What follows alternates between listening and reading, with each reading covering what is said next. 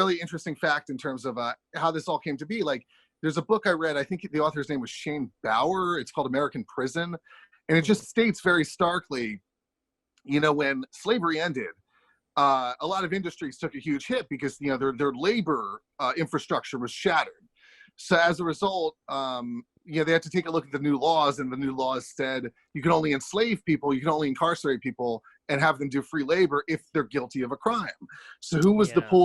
pool of Americans that was easiest to pin crimes on, or just accused of crimes or whatever, were black people, and it continues to this day. It wasn't terribly long ago. Slavery was like half a dozen generations ago. So Yeah. it's like, so you're talking about like people's great great grandparents, etc. So all that gets passed down. A lot of descendants of slaves, I absolutely, as a Jewish person, believe trauma is passed down. Like, I think these things are legitimate.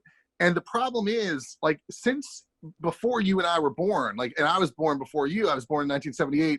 There's been, for black people, if you look at their wages, they've been stagnant since the day I was born, since like 5 years before I was born. For decades, there's no wage growth among the black communities. That means not only have Republicans not helped them, but Democrats haven't helped them. Nobody has helped them.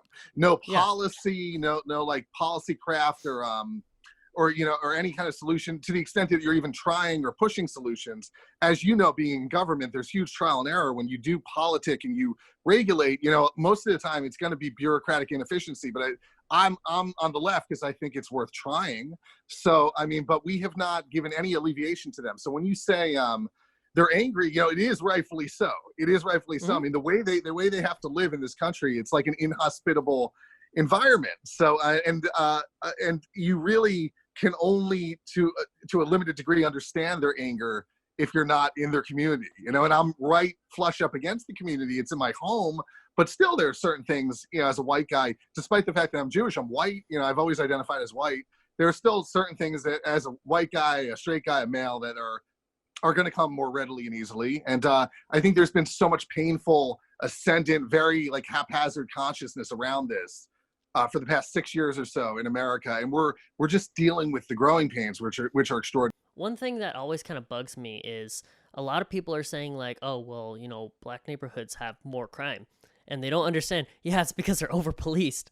And Oh then yeah, yeah, that's a vicious cycle because yeah, a police chief will allocate more resources to a neighborhood that has a higher crime rate. absolutely. But it It's a has a vicious higher, cycle. Yeah. yeah, and it has a higher crime rate because it has been in the past over policed.